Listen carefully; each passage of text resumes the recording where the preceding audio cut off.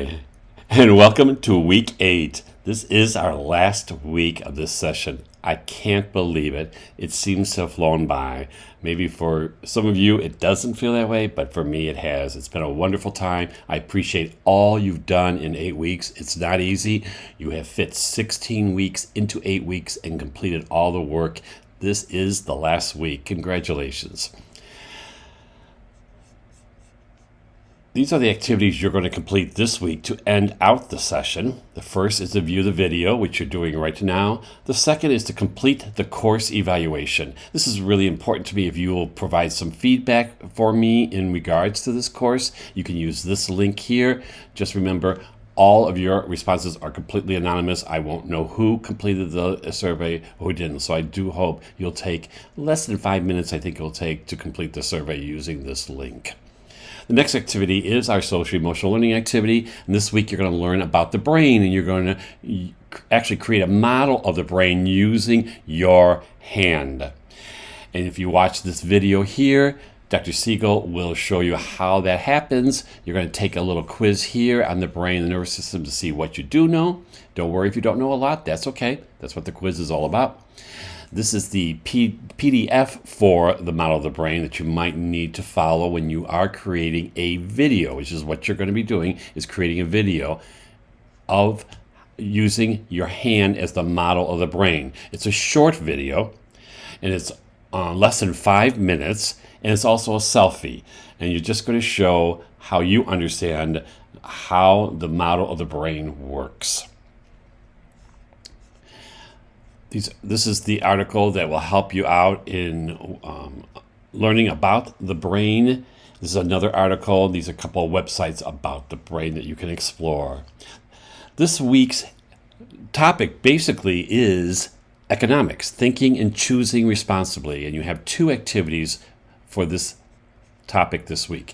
The first one is to explore the 6 core principles. That's on pages 375 to 384 in your textbook. You're going to describe the personal examples.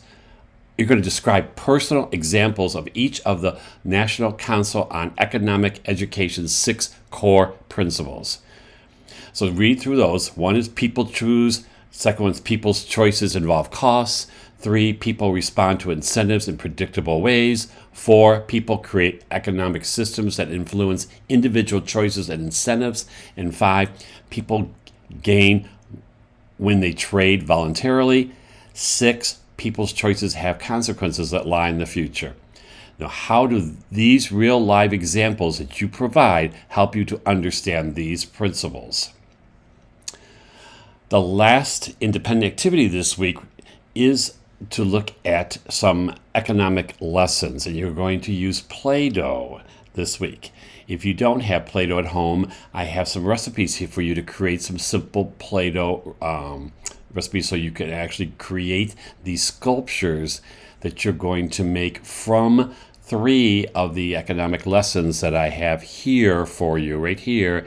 And you're going to actually then take a photo of those, share how those be used to teach economics to students, and you're going to post those in the Dropbox here.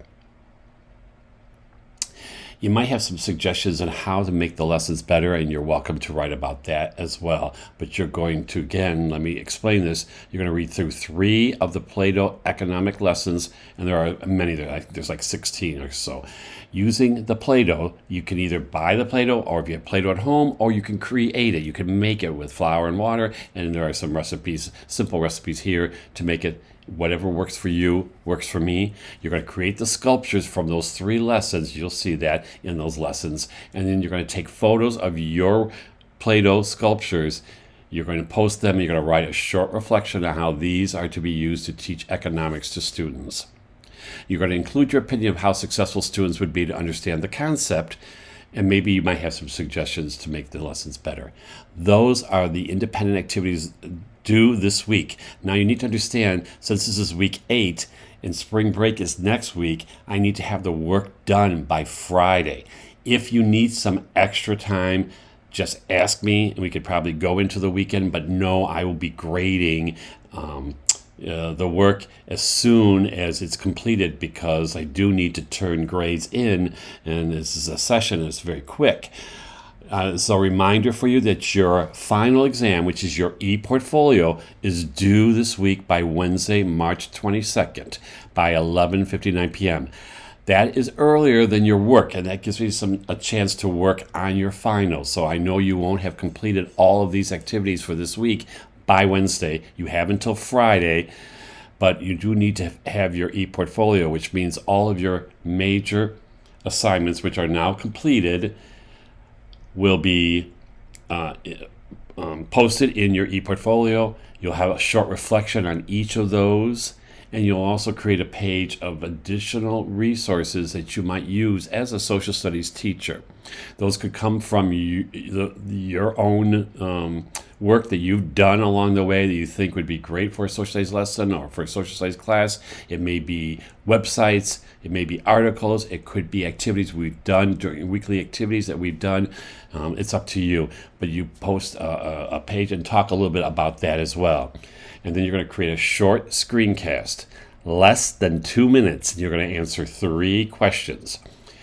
Which activity, which assignment was your most favorite? Which one was the most challenging? And which one best represents you as a social studies teacher? Now, all those 3 questions you could have the same assignment for. You may have different, but you do not need to navigate through your e-portfolio. You do need to post the link. Make sure it's your security settings is set to public, not to just people at the university. For some reason, it won't pick up all of the email addresses of the faculty, and it does not pick up mine. So set it to public. As soon as you get your grade from me, you can turn it back to private. You don't have to keep it public, but that gives me enough time to take a look at it. So you add the link and you add the screencast. If you don't set it to public, I can't view it. I will write to you and say I can't view it. It's a lot of points. If I can't view it, I can't grade it. So please make sure that you have set it to public, that you're setting to public, and that you've also post the link for your screencast, less than 2 minutes. And that's it for this week. There's no group work, and you could just work on this and get things done by Friday, March 24th. But your final exam, your e-portfolio, needs to be turned in by Wednesday by 11:59. If you need any additional time, you could ask me for it, and hopefully it'll be granted, depending on the reason for it. Otherwise, I'll see you online. I will miss you all after this week. I can't believe it's over. But if you need anything, you know where I am and you know where you can find me. And I have really, really enjoyed working with you this session.